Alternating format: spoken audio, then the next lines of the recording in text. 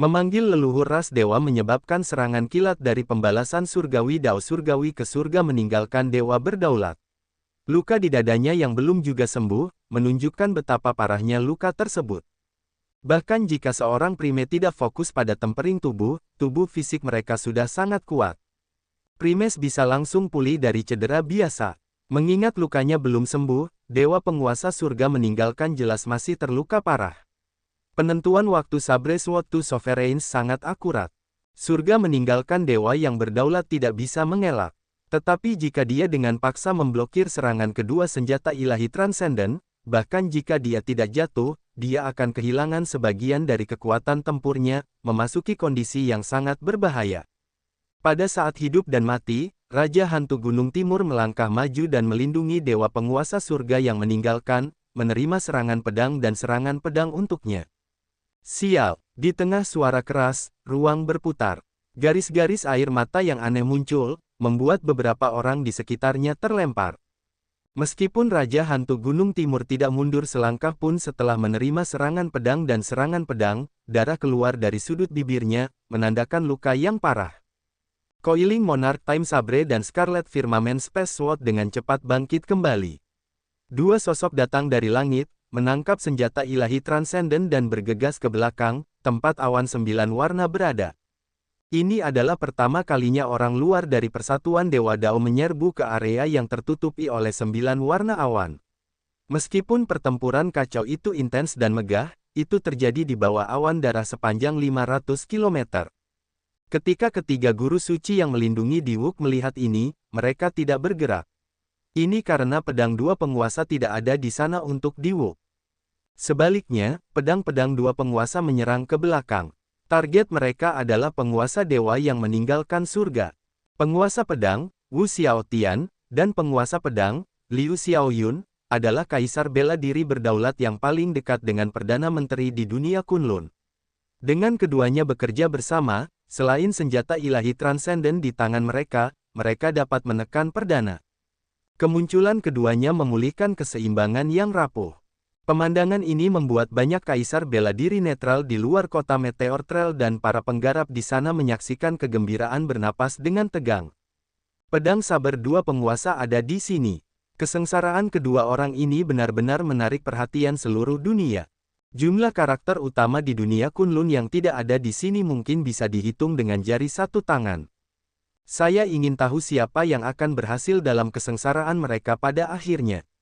Di tengah diskusi yang agak tenang, Liu Xiaoyun dan Wu Xiaotian sama-sama mengangkat senjata ilahi transenden masing-masing dan mengarahkannya ke surga meninggalkan dewa penguasa dan Raja Hantu Gunung Timur.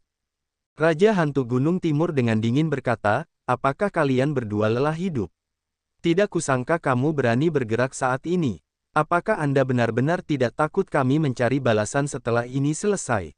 Liu Xiaoyun berkata dengan tenang, "Raja Hantu Gunung Timur, kami berdua tidak punya niat lain. Kami hanya ingin memaksa kembali surga meninggalkan dewa yang berdaulat, dan kami akan berhenti. Jika ini terus berlanjut, pihak yang akan dirugikan pada akhirnya adalah seluruh dunia Kunlun. Dunia iblis Deep Abyss akan memanfaatkan ini." Wu Xiaotian menambahkan, "Jangan lupa bahwa setelah perang 100 ras sekitar 100.000 tahun yang lalu, dunia Kunlun mengalami penurunan dari puncak kejayaannya hingga mencapai kondisi saat ini." Raja Hantu Gunung Timur memarahi, "Bodoh sekali. Justru karena perang yang akan terjadi dengan iblis dunia iblis jurang dalam maka kita harus mengumpulkan semua kekuatan bersama-sama. Inilah tujuan pembentukan Persatuan Dewa Dao. Menjatuhkan Sekte Langit Tertinggi adalah langkah pertama Persatuan Dewa Dao yang menyatukan alam Kunlun. Kalian berdua benar-benar picik. Tidak kusangka kamu tidak malu menyebut dirimu pedang-pedang dua penguasa. Bantu aku untuk menundanya selama 4 jam. Saya pribadi akan mengambil tindakan untuk menekan dua orang bodoh yang ceroboh ini." Suara dingin surga meninggalkan dewa penguasa datang dari belakang. Tepat setelah dia berbicara, kilat hitam tiba-tiba keluar dari tubuhnya. Petir hitam ini meledak di langit yang jauh, membuat lubang besar di dalamnya. Sekarang, penguasa dewa yang meninggalkan surga dengan serius merawat luka-lukanya, ingin mengusir petir ilahi Dao surgawi dari tubuhnya. Surga meninggalkan dewa penguasa duduk bersila, dan banyak dunia kecil muncul di belakangnya. Di masing-masing dunia kecil ini terdapat banyak orang percaya yang berdoa di tempat suci.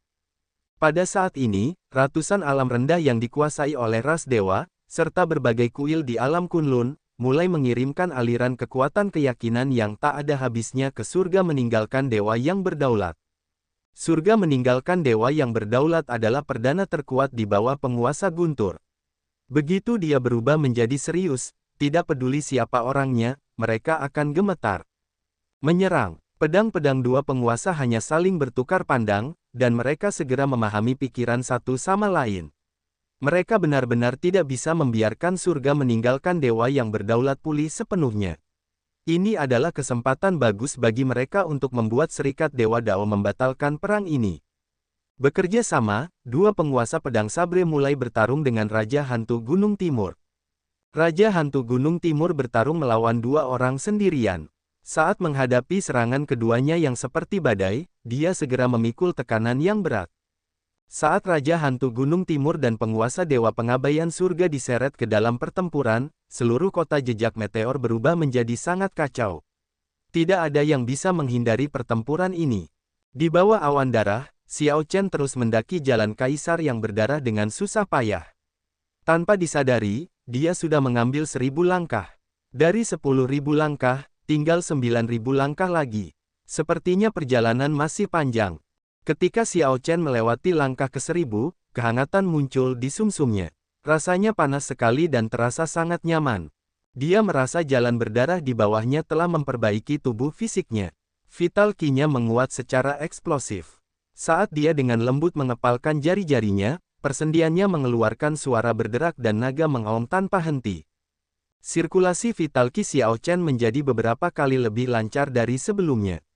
Bahkan sebelum menggunakan kekuatan penuhnya, dia sudah bisa menggunakan 100 kekuatan naga. Mungkinkah dengan setiap langkah yang saya ambil, tubuh fisik saya meningkat? Apakah setiap 1000 langkah akan menghasilkan akumulasi? Xiao Chen bergumam pada dirinya sendiri. Sekarang, ketika dia melihat jalan kaisar yang berdarah ini, dia menunjukkan ekspresi gembira. Masih ada 9.000 langkah lagi, yang berarti masih ada 9 peluang lagi untuk perbaikan tersebut. Dengan pemikiran ini, semangat juang Xiao Chen berkobar semakin kuat. Menjadi kaisar bela diri, menjadi kaisar bela diri, aku harus menyelesaikan jalan berdarah ini. Di saat yang sama, Diwuk sudah selesai mengambil 1.500 langkah. Demikian pula, dia merasakan manfaat yang diberikan oleh jalan kaisar 9 warna ini. Tubuh Diwuk memancarkan cahaya 9 warna. Saat dia memukul dengan kekuatan penuh, dia benar-benar berhasil menyebarkan kesengsaraan angin. Betapa kuatnya, tubuh saya sebenarnya mengalami perubahan transformatif. Ternyata jalan kaisar 9 warna ini juga mempunyai manfaat yang begitu besar. Tubuh fisik saya selalu menjadi kelemahan saya. Setelah menyelesaikan jalan kaisar ini, tubuh fisikku akan mampu bersaing dengan tubuh Xiao Chen. Diwuk bersukacita. Dengan sisa jalan kaisar, ia seharusnya memiliki 5 peluang lagi dalam transformasi ini. Dia menatap pintu kaisar, dan niat membunuh muncul di matanya. Baik itu untuk dirinya sendiri atau putri ilahi yang telah meninggal, dia harus naik dan membuka pintu kaisar itu. Jalan kaisar 9 warna, inilah surga yang menjagaku. Selama aku bisa menyelesaikan ini, aku akan bisa membunuh Xiao Chen secara pribadi.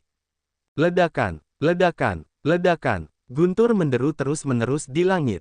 Sambaran petir dari pembalasan surgawi dipaksa keluar dari surga meninggalkan tubuh dewa penguasa. Raja Hantu Gunung Timur ditekan hingga ke kondisi yang sangat menyedihkan. Beberapa luka muncul di tubuhnya. Namun, Wu Xiaotian dan Liu Xiaoyun tidak tersenyum meskipun demikian. Kulit surga meninggalkan dewa yang berdaulat semakin membaik. Cahaya ilahi yang keluar dari tubuhnya telah terkondensasi menjadi pilar cahaya yang menjulang ke langit. Kekuatan ilahi yang cemerlang menyebabkan awan bergolak dan angin bertiup, menciptakan banyak fenomena misterius. Ledakan. Surga meninggalkan dewa penguasa akhirnya mengusir sambaran petir terakhir dari pembalasan surgawi. Jejak senjata ilahi yang hebat. Mati. Surga meninggalkan dewa penguasa, yang telah menahan amarahnya, tiba-tiba berdiri dan membentuk segel tangan. Energi mental tanpa batas menyebar saat dia menyipitkan matanya. Energi mental yang kuat berubah menjadi banyak senjata yang berkedip-kedip dengan cahaya ilahi, tampak nyata saat mereka mengepung dua penguasa pedang sabre. Siu, siu, siu. Lubang kecil yang tak terhitung jumlahnya segera muncul di angkasa.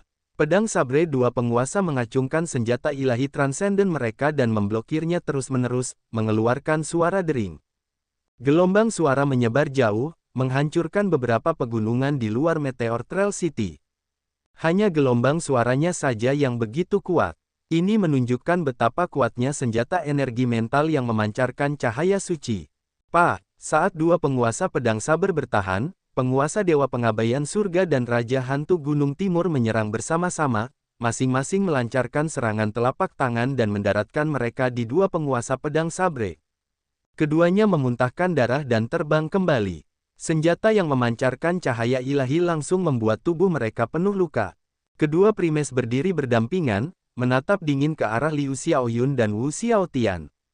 Bahkan jika Anda memiliki senjata ilahi transenden, Anda jauh dari memenuhi syarat untuk bertarung dengan primes, ejek penguasa dewa yang meninggalkan surga. Setelah menggunakan kekuatan keyakinan dari beberapa puluh ribu kuil selama 4 jam, dia akhirnya berhasil pulih dari sebagian besar lukanya. Aku akan pergi dan membunuh Xiao Chen. Saya akan menyerahkan keduanya kepada saudara Qitian, kata Raja Hantu Gunung Timur. Tidak dibutuhkan. Saya pribadi akan membunuh Xiao Chen. Kali ini, saya harus menjamin tidak ada yang salah dan secara pribadi menghancurkan jalan kaisarnya. Tekad muncul di mata surga meninggalkan dewa yang berdaulat. Dia sudah kehilangan kesabarannya sejak lama. Sekarang, Ying Zongtian dan 3 primes lainnya sedang ditekan oleh dewa penghukum mayat surga. Dengan terlukanya dua penguasa pedang sabar, Raja Hantu Gunung Timur akan mampu menangani mereka. Sepertinya tidak ada yang bisa menghentikannya untuk menyerang Xiao Chen. Pada saat ini, Xiao Chen sudah mengalami segala macam kepahitan, mengambil lebih dari 3.000 langkah dan memulai kesengsaraan api. Ia sudah merasa sangat sulit untuk melintasi api yang berkobar. Banyaknya kaisar bela diri yang menyerangnya memperburuk keadaan. Namun, saat ini, bahaya yang lebih besar muncul. Seorang Perdana Menteri yang sangat berhati-hati akan mengambil tindakan terhadapnya, berniat membunuhnya secara pribadi di jalan kaisar. Setelah satu langkah lagi, sebelum Xiao Chen bisa rileks, dia tiba-tiba merasakan perasaan yang sangat tidak menyenangkan. Hatinya tenggelam saat dia melihat ke atas. Ada jari besar lainnya yang merobek langit dan menekan ke arahnya. Sial, Xiao Chen melakukan yang terbaik untuk memblokir. Namun, perbedaan kekuatannya terlalu besar. Meskipun dia berhasil memblokir serangan jari itu pada saat-saat terakhir, hal itu membuat pijakannya tidak stabil dan membuatnya terjatuh, membuatnya terguling di jalan yang berlumuran darah. Tubuh fisik Xiao Chen telah mengalami 4 perbaikan. Sekarang menghadapi serangan jari raksasa dari surga meninggalkan dewa penguasa lagi, dia mendapat perlawanan. Serangan ini tidak menyebabkan dia gagal, meskipun kerusakannya cukup besar dan dia terjatuh di jalan yang berdarah dan berapi-api. Saat api menyala, segala macam rasa sakit dari berbagai luka menyerangnya, membawa siksaan yang tak tertahankan. Dia mengertakkan gigi dan berusaha sekuat tenaga untuk tidak menangis. Sial! Xiao Chen dengan ganas menikam pedang bayangan bulan ke jalan kaisar, dengan cepat menghentikan keturunannya. Lalu, seolah mendapat firasat, dia tiba-tiba mengayunkan tubuhnya ke kiri. Saat kaki depannya meninggalkan tanah, jari raksasa itu mendarat lagi, tepat di tempatnya sebelumnya. Saat jari raksasa itu mendarat, menghasilkan gelombang kejut yang kuat. Namun, seluruh jalan kaisar tidak bergeming sama sekali, bahkan tidak bergetar. Dia menghindar, seru dewa penguasa surga yang meninggalkan dengan sedikit terkejut. Untuk menjamin kecepatan absolut, dia telah mengorbankan sebagian besar kekuatan ofensifnya. Namun, Xiao Chen masih berhasil mengelak. Kenyataannya, Xiao Chen tidak memiliki cara untuk mendeteksi lintasan serangan pihak lain. Dia mengelak sepenuhnya berdasarkan insting. Di dalam api yang berkobar, Xiao Chen menyebarkan domain pedang taiji miliknya dan mengeksekusi seni naga ikan. Sosoknya bersinar ketika dia terus maju, selangkah demi selangkah. Dia tidak merasa putus asa sama sekali. Dia hanya punya satu pikiran di benaknya, berjalanlah, tidak peduli seberapa buruk situasinya, teruslah berjalan, dan jangan pernah putus asa. Dalam satu waktu, Xiao Chen kembali ke tempatnya sebelum dia jatuh. Dia mendongak dan melihat bahwa dia telah menaiki lebih dari sepertiga dari 10.000 anak tangga.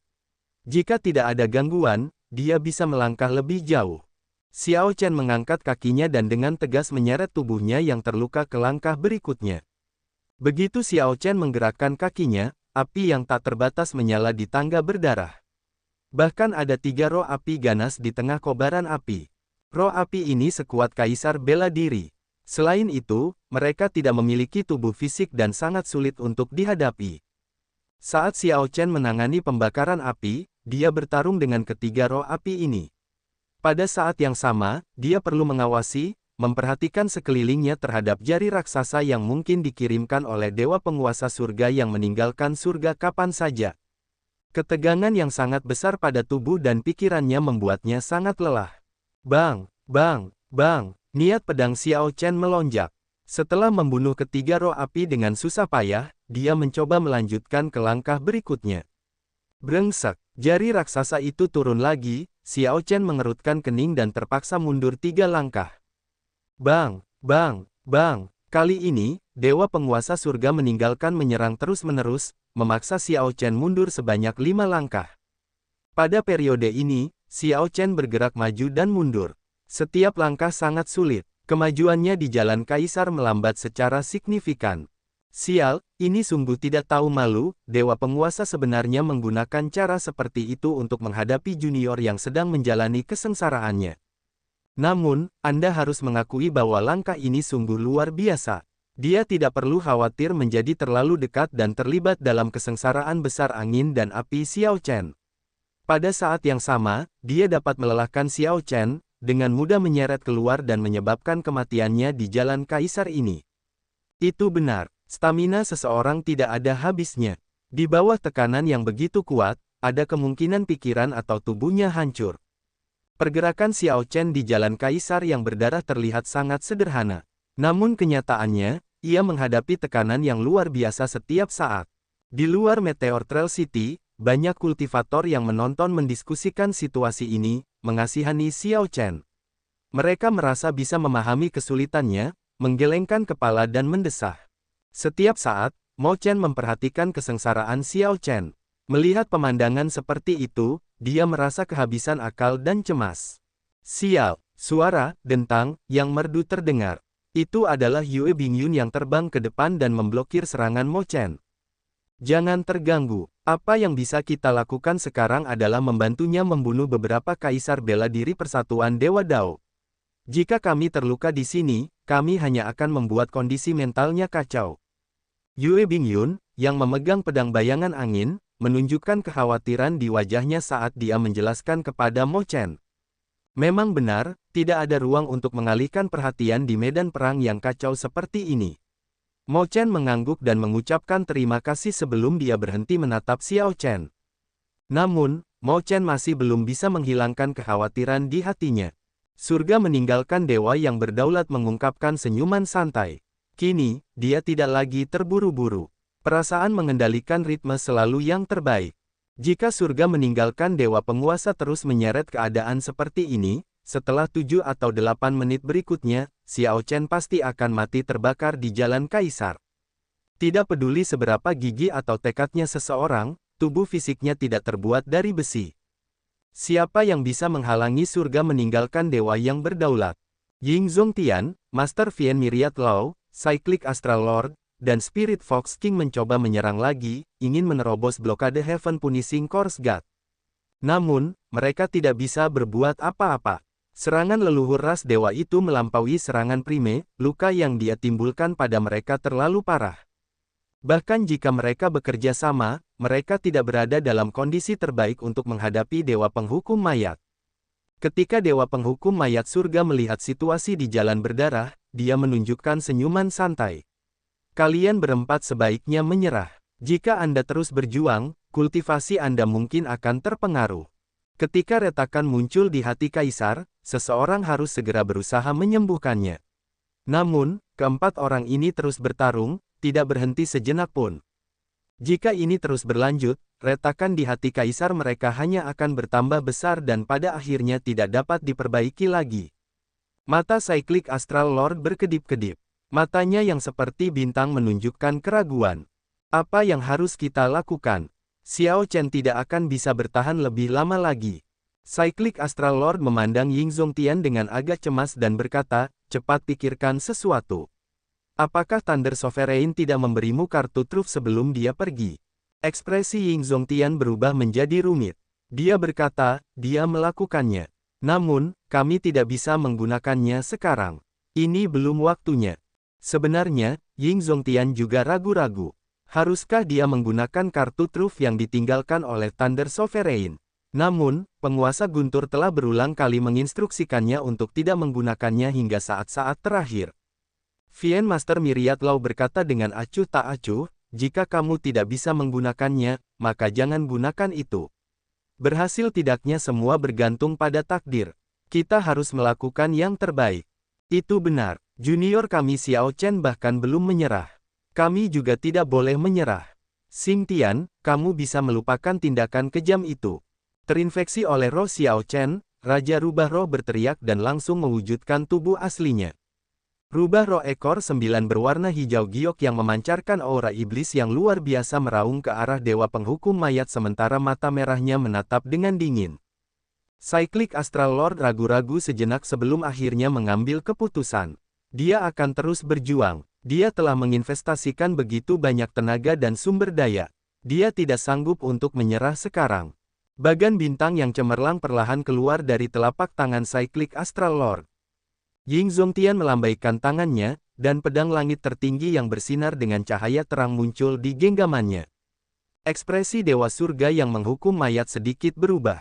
Dia berkata dengan serius, sepertinya kamu benar-benar bermain. Kalau begitu, aku tidak perlu menahan diri. Setelah dia mengatakan itu, sebuah kapak hitam besar muncul di tangannya. Ledakan, fenomena misterius di langit di atas mereka mengalami perubahan yang mengejutkan. Awan tebal terbelah dan bergolak. Ketika seseorang melihat ke atas, ia dapat melihat bintang, matahari, dan bulan. Ketika pedang-pedang dua penguasa, yang bertarung melawan Raja Hantu Gunung Timur, melihat pemandangan ini, mereka bertukar pandang dan berkata, ayo kita keluarkan kekuatan penuh kita juga. Saat mereka berbicara, pedang luar angkasa cakrawala merah dan pedang waktu raja melingkar saling bersilangan. Domain sabar dan domain pedang yang kuat bergabung, membentuk pemahaman pedang dan pedang yang unik. Brengsek, apa menurutmu aku takut? Wajah Raja Hantu Gunung Timur tenggelam. Dia membuka mulutnya dan meludahkan mutiara roh. Mutiara transparan ini memiliki roh yang tak terhitung jumlahnya mengambang di dalamnya, memancarkan kemarahan dan aura mengerikan yang mengerikan. Suara mendesing, ini adalah mutiara 10.000 roh, yang menjebak jiwa lebih dari 10.000 jiwa yang dirugikan. Dengan menggunakannya, Raja Hantu Gunung Timur dapat mengumpulkan 10.000 jiwa dan membentuk klon wasiat yang budidayanya mirip dengan miliknya. Ini adalah kartu andalan Raja Hantu Gunung Timur. Dia tidak akan menggunakannya kecuali dia tidak punya pilihan lain. Kami akan bertarung habis-habisan. Raja Hantu Gunung Timur terlalu sombong. Ketika para penggarap di pihak Sekte Langit Tertinggi dalam pertempuran kacau di bawah awan darah melihat situasi Xiao Chen, mata mereka menjadi merah, dan mereka menjadi agak hiruk-pikuk. Bahkan Xiao Bai, yang agak patuh, menunjukkan air mata di matanya saat dia melepaskan ki pembunuh yang kuat, tampak sangat menakutkan. Pertarungan yang awalnya kejam dan kacau ini segera meningkat. Darah membasahi tempat itu saat badai darah menjadi semakin dahsyat. Apakah itu ada gunanya? Tidak peduli seberapa tidak yakinnya Anda, sebelum mendapatkan kekuatan absolut, Anda harus menerima akhir Anda. Mati, kata penguasa dewa meninggalkan surga dengan dingin dan tanpa emosi. Kemudian, dia menggerakkan jarinya dan tiba-tiba menggunakan kekuatan penuhnya. Kekuatan ilahi melonjak ke langit. Surga meninggalkan dewa penguasa meramalkan bahwa Xiao Chen sudah terlalu lemah untuk menerima serangan jari ini. Xiao Chen yang lelah menunjukkan sedikit keputusasaan di matanya. Dia sudah tidak punya cara untuk menghindari serangan jari ini. Gak bisa. Xiao Chen terlempar ke belakang. Tubuhnya mulai hancur perlahan seperti terbuat dari kaca. Aura kehidupan dengan cepat lenyap.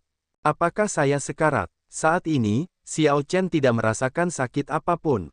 Dia tidak mendengar suara apapun, dan pemandangan di depannya berubah menjadi hitam dan putih. Dia melihat air mata di mata Mo Chen, Yue Bingyun menangis, dan Xiao Bai meluncur tanpa mempedulikan hal lain. Ada juga Fang Baiyu, An Jiangxi, Ye Chen, dan teman serta senior lainnya yang berjuang untuknya, mereka semua menunjukkan ekspresi tidak percaya. Untuk waktu yang lama, Xiao Chen sangat beruntung. Dia selamat dari banyak cobaan dan kesengsaraan, hidup sampai sekarang. Namun, kali ini, meskipun ia memiliki keberuntungan yang besar, ia gagal menghindari serangan dewa penguasa surga yang meninggalkan saat berada di Jalan Kaisar. Jalan ini terlalu sulit, dari alam kubah langit hingga alam Kunlun. Dari menjadi murid sekte langit tertinggi yang tidak dikenal hingga menjadi pendekar pedang berjubah putih yang terkenal, lalu menjadi Raja Naga Azure yang diketahui semua orang. Xiao Chen merasa sangat lelah. Xiao Chen masih tetap seperti saat ia pertama kali tiba di dunia Kunlun, bukan siapa-siapa yang tidak berarti dan tidak bernama. 7 raksasa dari domain Tianwu berada jauh darinya. Hanya satu Bai Wuxue yang sudah memberikan banyak tekanan padanya. Dia masih ingat pertemuan pertamanya dengan Diwuk di mata air Dewa Embun Surgawi Gunung Kunlun, betapa kuat dan sombongnya mata Diwuk. Terlalu banyak detail masa lalu yang terlintas di matanya. Pada saat ini tepat sebelum kematian Xiao Chen, waktu bergerak sangat lambat. Segala macam adegan muncul. Liu Ruyue yang dicintainya, Mo Chen yang cantik dan percaya diri, ayahnya Xiao Xiong dengan hubungan mereka yang membaik. Tidak memuaskan, sungguh tidak memuaskan. Jatuh pada langkah terakhir ini, mati di Jalan Kaisar ini.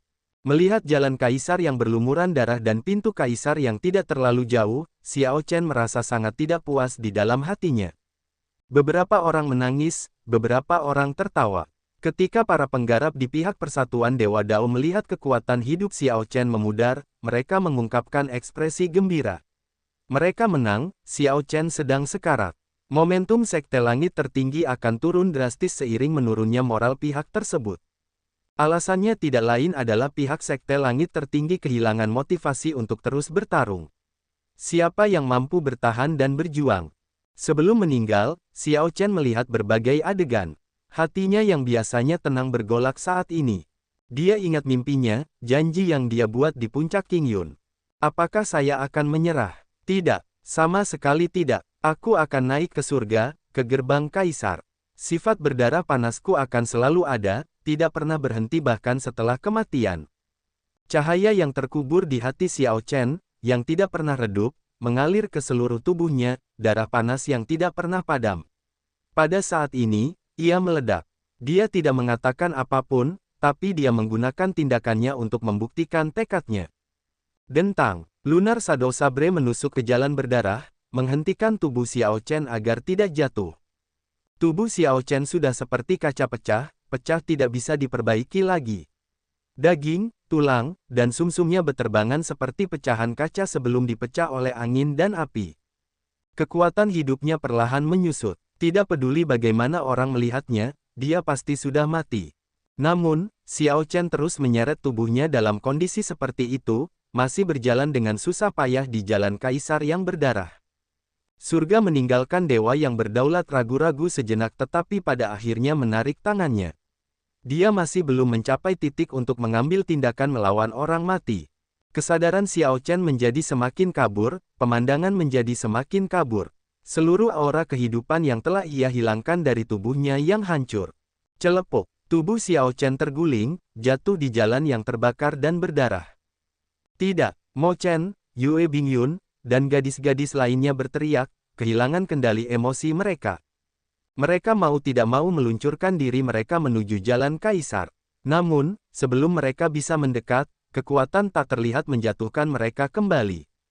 Jalan Kaisar yang berdarah adalah tempat yang bahkan tidak bisa didekati oleh dewa penguasa surga. Bagaimana mungkin orang lain bisa menerobos masuk? Mati, Xiao Chen meninggal. Pertarungan yang intens dan menyedihkan di bawah awan darah segera berhenti. Semua orang melihat ke arah Jalan Kaisar, ke mayat di Jalan Kaisar. Mata mereka semua menunjukkan ekspresi yang rumit. Bahkan lawan dan musuh Raja Naga Biru pun harus menghormatinya. Xiao Chen adalah pria sejati. Xiao Chen memiliki keberuntungan yang luar biasa, menunjukkan kekuatan yang mengejutkan. Namun, ketika dia menghadapi semua musuhnya pada saat yang sama, jalan kaisar yang berdarah ini terlalu sulit. Kematian Raja Naga Azure menandai berakhirnya suatu zaman, akhir dari sebuah legenda. Bunuh. Semua kemarahan kaisar bela diri, primes, dan talenta luar biasa dari Sekte Langit Tertinggi diwujudkan sebagai pemikiran membunuh. Niat membunuh yang luar biasa menyebar di awan darah, mengubah awan darah yang pekat menjadi semakin tebal, seperti lautan darah dengan gelombang yang tak terhitung jumlahnya. Lautan darah menggantung terbalik, mewujudkan fenomena misterius yang tak terbatas, kilat, roh yang dirugikan, teratai, pedangki, dan banyak lagi. Pertempuran yang lebih gila dari sebelumnya dimulai. Para penggarap Sekte Langit Tertinggi sama sekali mengabaikan kehidupan dan kematian mereka, bertarung dengan cara yang benar-benar gila. Momentum mereka yang berkembang membuat takut para penggarap Persatuan Dewa Dao, yang tidak berani bentrok sama sekali. Penguasa dewa yang meninggalkan surga sedikit mengernyit, tapi dia tidak bergerak. Dia menatap dingin orang-orang gila ini. Baik itu Yingzong Tian, Mo Chen, atau yang lainnya, baginya, itu hanyalah usaha yang sia-sia. Orang-orang ini hanya merasa tidak puas dengan kegagalan mereka. Tidak peduli seberapa kuat momentum mereka, itu hanya untuk saat ini. Ketika Putra Ilahi, Diwu, membuka pintu kaisar itu, lelucon ini akan berakhir. Setelah itu, Serikat Dewa Dao akan berkembang selangkah demi selangkah hingga akhirnya menguasai seluruh dunia Kunlun, mewujudkan impian para leluhur ras dewa yang belum terwujud selama ratusan ribu tahun.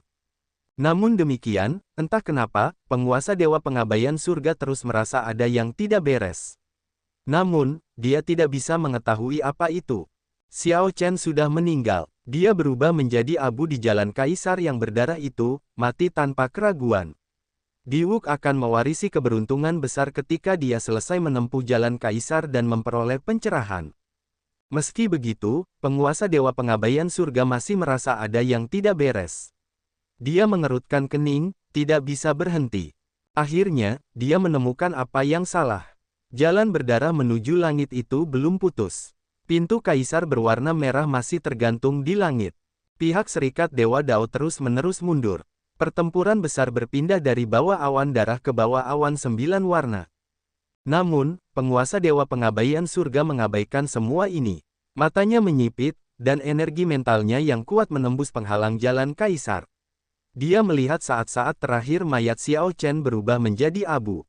Ada pedang di sana. Di sampingnya ada 3 cincin. 2 di antaranya adalah cincin alam semesta dan cincin roh abadi yang dibawa Xiao Chen. Surga meninggalkan dewa yang berdaulat akrab dengan mereka. Yang ketiga adalah cincin kuno dan polos. Meski berada di dalam api, namun tampak biasa-biasa saja. Cincin apa ini? Surga meninggalkan dewa penguasa bergumam pada dirinya sendiri, merasakan keanehan dari cincin ini. Oleh karena itu, dia mengirimkan seluruh energi mentalnya. Suara mendesing. Sepertinya pemandangan di jalan kaisar muncul di hadapannya. Akhirnya, dewa penguasa surga meninggalkan melihat sesuatu di atas ring polos, seekor naga. Ada Azure Dragon yang terukir di bagian dalam cincin. Meskipun bagian luarnya tampak biasa saja, permukaan bagian dalamnya ditutupi ukiran Azure Dragon. Mereka berkilauan dan tampak lebih mempesona daripada api di sekitarnya. Dewa penguasa surga meninggalkan mengirimkan energi mentalnya ke dalam ring dan melihat sebuah istana di dalamnya. Istana Naga Azure. Surga meninggalkan dewa yang berdaulat merasa bersemangat dan menjerit kaget. Istana Naga Azure adalah rahasia terbesar Kaisar Azure saat itu. Itu misterius dan tak terduga, bahkan lebih misterius daripada Kaisar Biru Langit. Itu adalah tanah terlarang yang paling ingin dikunjungi oleh para primes ini. Namun, mereka tidak bisa berbuat apa-apa. Formasi di luar mengubah ruang dan waktu. Bahkan penguasa dewa yang meninggalkan surga tidak berani bertindak tergesa-gesa. Jika itu hanya formasi spasial, itu akan baik-baik saja. Dengan pemahaman penguasa Dewa Pengabaian Langit mengenai kondisi ruang dan kekuatannya, maka ia bisa menerobos masuk. Bagian tersulitnya adalah pembentukan waktu. Itu adalah sesuatu yang dia tidak mengerti sama sekali. Namun, saat ini, cincin ini jelas ada hubungannya dengan Istana Naga Azure. Jika penguasa Dewa Pengabaian Surga bisa menerimanya, dia mungkin bisa memasuki Istana Naga Azure dengan aman dan mempelajari rahasianya. Surga meninggalkan dewa yang berdaulat menarik pandangannya. Kemudian, dia melirik ke arah Raja Hantu Gunung Timur dan Dewa Mayat Penghukum Surga. Keserakahan muncul di matanya. Dia tidak ingin menceritakan rahasia ini kepada siapapun. Itu tidak benar. Saya lupa tentang masalah yang ada. Mengapa jalan kaisar belum rusak? Pedang bayangan bulan dan 3 cincin di sampingnya, dewa penguasa surga yang meninggalkan, yang perhatiannya tertuju pada cincin kuno, tidak menyadari bahwa api ilahi salju surgawi yang agak lemah telah bergabung dengan api yang ganas. Di dalam api ilahi salju surgawi itu, ada benih misterius. Pandangan surga meninggalkan dewa penguasa menyapu beberapa kali, tetapi dia tidak menemukan api ilahi salju surgawi. Jalan kaisar dipenuhi dengan nyala api. Satu gumpalan api ilahi salju surgawi bukanlah hal yang aneh. Sudahlah, selama Wuk bisa menyelesaikan jalan kaisarnya, segalanya tidak akan menjadi masalah. Mungkin jalan kaisar tidak rusak karena jalan kaisar yang berdarah ini terlalu aneh. Surga meninggalkan dewa penguasa menggelengkan kepalanya, tidak ingin memikirkan mengapa jalan kaisar belum rusak. Pada akhirnya, dia hanya menghubungkannya dengan jalan kaisar Xiao Chen yang terlalu luar biasa. Pada saat ini, Diwuk sangat sombong di jalan kaisar 9 warna miliknya. Dia memperoleh pencerahan, dan kekuatannya tiba-tiba meningkat. Kelemahan dari akumulasi yang tidak memadai telah ditebus. Semua lukanya pulih. Saat Diwuk bergerak, dia maju dengan ganas. Awan keberuntungan dengan 9 warna mengelilinginya, dan suara ilahi terdengar terus-menerus. Dengan setiap langkah ke depan, Diwuk melancarkan pukulan, langsung menghancurkan berbagai api. Saat dia meninju, suara surgawi yang bergema menyanyikan keabadian, lagu dan puisi bergema di langit, memuji kemuliaan dewa kuno dan legenda mereka. Surga meninggalkan dewa yang berdaulat tersenyum dan berkata, momen pencerahan ini benar-benar tepat waktu. Dia akhirnya benar-benar memahami tinju ilahi surga segudang, mengumpulkan kekuatan para dewa di kedua tinjunya. Dengan bantuan nenek moyang ras dewa saya, tidak ada yang perlu ditakutkan dalam kesengsaraan besar angin dan api ini. Aura Diwuk menjadi semakin tajam. Saat rambut putihnya berkibar, dia tampak tampan dan cerah seperti pedang. Dia melanjutkan langkah demi langkah. Setelah langkah ke-6000, fenomena misterius di sekelilingnya, ribuan gambar dewa, menjadi semakin realistis. Itu sangat cepat. Gabungan kesengsaraan angin dan api Diwuk hampir tiba. Dia mungkin akan segera melambat. Diwuk ini sungguh luar biasa. Pada awalnya, tidak ada yang mengira dia akan berhasil, namun dia diam-diam berhasil mencapai langkah ini. Saya bisa melihat akhir suatu zaman. Masa depan Diwuk tidak terbatas. Saat para penggarap di luar kota jejak meteor mendiskusikan kemajuan Diwuk, tentang apakah ia akan melambat atau tidak, fenomena misterius Diwuk terwujud menjadi negara dewa. Gambaran samar dari sebuah dunia kecil muncul dengan banyak orang percaya di sana, jutaan dari mereka bernyanyi bersama, memuji para dewa. Cahaya terang dan megah bersinar, tampak seperti pita pelangi yang melambai di belakang Diwuk. Ding, ding, sial, sial. Saat pita pelangi melambai tertiup angin, nyanyian pujian yang santai terus berlanjut, membuat orang lain ingin menari mengiringinya. Suara mendesing. Dalam kesengsaraan besar yang disebabkan oleh angin dan api, pertama-tama datanglah kesusahan angin dan kemudian kesusahan api. Diwuk telah mengalami 3000 angin dan 3000 kebakaran. Sekarang, dia akhirnya menghadapi gabungan kesengsaraan angin dan api. Ketika Diwuk melangkah maju, angin dan api bergabung membentuk benda iblis yang diluncurkan ke arahnya. Bang! Ketika Diwuk meninju, jutaan penganut bangsa dewa bernyanyi bersama, menghancurkan benda iblis ini. Ia kembali menjadi angin dan api dan menghilang ke langit. Pemandangan seperti itu menggetarkan hati semua orang. Tidak ada yang menyangka bahwa ketika kesengsaraan angin dan api tiba, Diwuk masih akan menunjukkan kekuatan sekuat itu. Dia tidak bisa diblokir. Saat ini, Diwuk terlalu kuat. Dia seharusnya tidak memiliki masalah dalam menyelesaikan jalan kaisarnya. Sangat disayangkan, jika Xiao Chen tidak mati, Diwuk tidak akan mewarisi keberuntungan besar Xiao Chen. Hanya dengan akumulasinya, kemungkinan besar dia akan mati terbakar di jalan kaisar. Tidak perlu mengatakan apa-apa lagi. Seseorang tidak dapat hidup kembali setelah mati. Pada akhirnya, Diwuk yang tertawa terakhir. Diwuk, yang membawa kekuatan tinju ilahi surga segudang hingga batasnya, seperti makhluk dewa yang turun, kekuatan yang tak tertahankan saat ia maju dengan cepat. Dia mendekati puncaknya selangkah demi selangkah, semakin dekat ke pintu kaisar yang diimpikan oleh setiap kultivator. Perhatian semua orang tertuju pada Diwuk. Tiba-tiba, dua sosok, satu pria dan satu wanita, turun di sebuah gunung beberapa juta kilometer dari Meteor Trail City. Pria itu adalah pria tampan dengan pedang di punggungnya, menunjukkan ekspresi santai dan suasana tenang alami. Namun, ketika berdiri di samping wanita itu, dia benar-benar dibayangi, menjadi biasa-biasa saja. Tidak ada kata-kata di dunia ini yang bisa menggambarkan penampilan gadis itu. Itu adalah salah satu yang bisa menggoda semua pria yang melihatnya. Namun demikian, jika seseorang melihat lebih dekat, dia akan menemukan bahwa pria itu bahkan tidak meliriknya, bahkan dari sudut matanya pun tidak. Pria dan wanita di gunung tidak lain adalah Chu Chaoyun dan Raja Iblis Leng Yue. Watak menawan Leng Yue tampaknya telah meningkat secara tidak nyata, sampai pada titik di mana Chu Chaoyun tidak berani terlalu memperhatikannya, bahkan tidak meliriknya dari sudut matanya. Apakah kamu benar-benar yakin Xiao Chen belum mati? Niat membunuh perlahan muncul di mata dingin Raja Iblis Leng Yue seolah-olah badai besar sedang terjadi di dalamnya. Chu Chaoyun mengangguk dan berkata, tentu saja. Jika seorang kultivator meninggal, jalan kaisar pasti akan runtuh. Tidak peduli apa jenis jalan kaisarnya, itu akan tetap sama. Karena kita tidak bisa merasakan aura kehidupan apapun milik Xiao Chen, dia pasti hidup melalui cara lain, yang ada di jalan kaisar. Apa artinya? Chu Chaoyun tersenyum tak berdaya dan menjawab, saya sendiri baru saja tiba dan perlu mengamati sebentar. Aku benar-benar tidak mengerti kamu.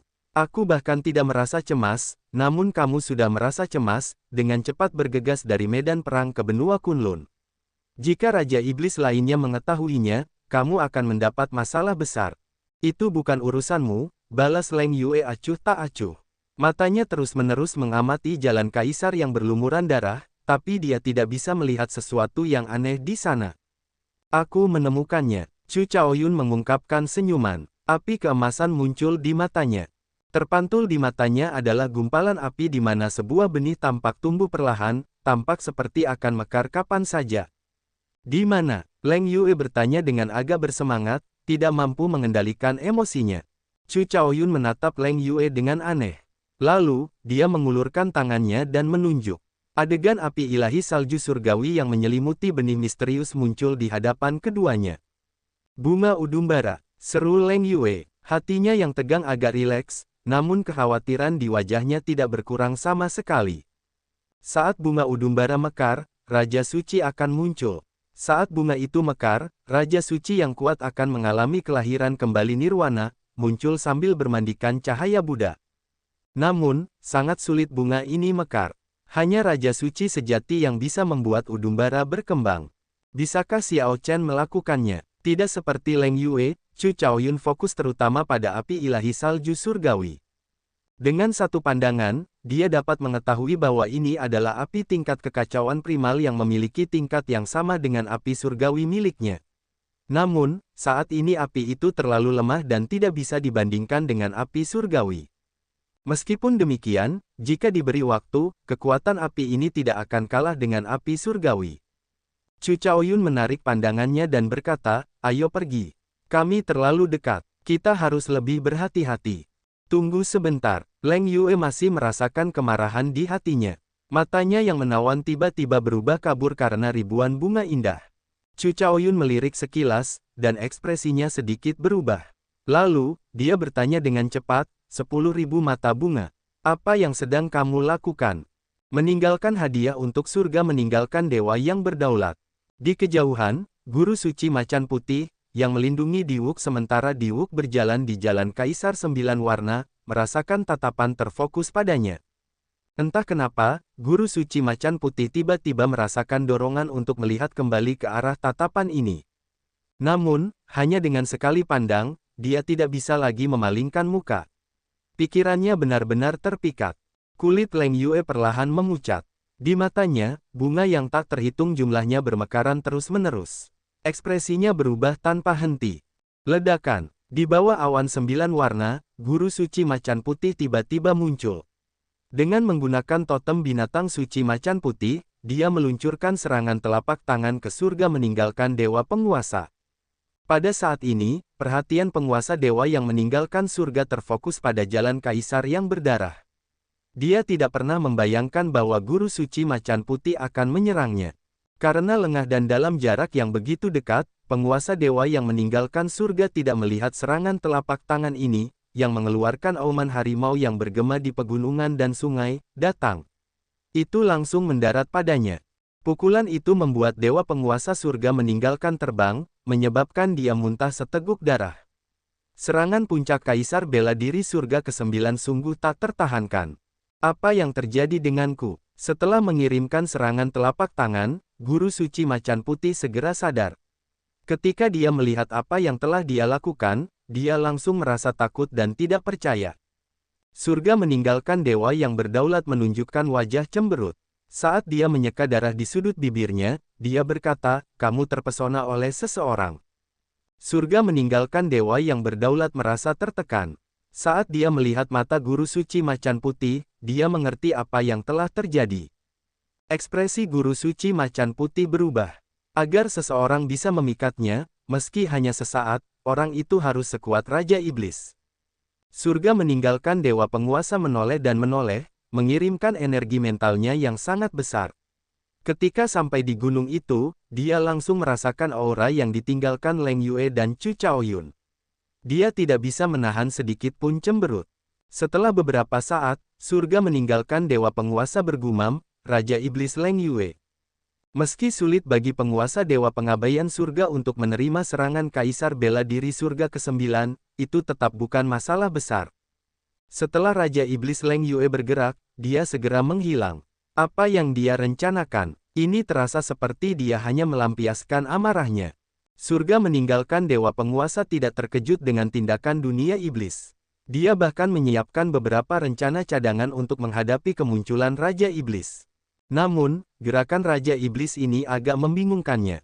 "Jangan biarkan aku menangkapmu," kata penguasa dewa yang meninggalkan surga dengan dingin dan berhenti memikirkannya. Suara mendesing. Tepat pada saat ini, hujan spiritual 9 warna tiba-tiba turun dari langit. Energi spiritual yang padat bersinar dengan 9 lampu warna. Musik yang menakjubkan terdengar di sekitarnya, sangat menyenangkan dan mengharukan. Ini adalah lagu pujian yang dinyanyikan dunia untuk Diwuk ketika dia mencapai 100 langkah terakhir dari jalan kaisarnya. Dengan 100 langkah terakhir ini, setiap langkah yang diambil menghasilkan nyanyian pujian yang tak terhitung jumlahnya dan hujan spiritual 9 warna. Pujian bagi dunia. Ini benar-benar layak menjadi jalan kaisar 9 warna. Kemunculan fenomena misterius seperti itu benar-benar membuka mata. Hanya tinggal 100 langkah terakhir, dan dia akan mampu membuka pintu kaisar. Saya benar-benar ingin tahu seperti apa pemandangannya ketika pintu kaisar 9 warna terbuka. Di tengah diskusi para penonton, pujian dari bangsa dewa di belakang Diwuk, dan pujian dunia yang menakjubkan, Diwuk mendaki selangkah demi selangkah, tampil gemilang. Maju ke kaisar bela diri. Mata Diwuk berkedip karena tekad. Dia menekan kegembiraannya saat dia dengan cepat menuju ke depan. Saat ini, auranya bersinar terang dan tajam, tak tertandingi. Seluruh tubuhnya seperti makhluk ilahi yang hidup. Dia sangat kuat. Saat dia menerima kesengsaraannya, kekuatannya terus meningkat. Ketika para penggarap di pihak sekte langit tertinggi melihat pemandangan ini, mereka semua menunjukkan ekspresi putus asa. Dari 4 primes, meskipun Cyclic Astral Lord sedikit menahan diri, 3 prime lainnya terus bertarung dengan tubuh mereka yang terluka parah tanpa mempedulikan nyawa mereka. Tekanan terhadap mereka sangat besar. Tubuh mereka sudah penuh luka, luka yang mereka derita cukup signifikan. Melihat Diwuk hendak maju ke kaisar bela diri, Dewa Penghukum Mayat bertanya sekali lagi, "Yingzong Tian, haruskah kita terus bertarung?" Mata Cyclic Astral Lord berkedip-kedip. Dia ragu-ragu sejenak, ingin mengatakan sesuatu, tapi pada akhirnya dia menahan diri. Ledakan. Saat Yingzong Tian hendak menjawab, Diwuk kebetulan mengambil langkah terakhir dari jalan kaisarnya. Dia dengan lembut mendorong pintu kaisar 9 warna, dan pintu itu terbuka dengan bang. Seketika, cahaya 9 warna yang cemerlang datang dari dunia di balik pintu kaisar. Diwu, yang bermandikan cahaya 9 warna, seperti matahari, bersinar dengan sangat cemerlang sehingga tidak ada yang berani melihatnya secara langsung. Semua orang tertarik dengan cahaya 9 warna. Mereka semua menghela nafas saat mereka melihat ke atas. Rasanya seperti dewa di balik pintu kaisar memancarkan cahaya 9 warna. Suara mendesing. Namun, saat Diwuk bersiap memasuki pintu kaisar, seberkas cahaya merah tiba-tiba turun dari langit, memenuhi langit dengan cahaya berdarah yang sangat kuat yang membanjiri cahaya 9 warna pintu kaisar Diwuk, menjadikannya redup dan tidak bersemangat. Apa yang sedang terjadi? Fenomena misterius seperti itu mengejutkan semua orang, bahkan dewa penguasa surga yang meninggalkan. Tak disangka ternyata ada cahaya merah yang bisa menutupi cahaya cemerlang dari balik pintu kaisar. Pada momen paling gemilang Diwuk, hal itu menutupi seluruh kejayaannya. Ying Zongtian memikirkan sesuatu dan segera melihat ke jalan kaisar yang berdarah itu. Dia melihat bahwa pada suatu saat, kelopak bunga merah telah melayang turun, menyelimuti jalan kaisar, tampak sangat murni dan suci. Udumbara merah.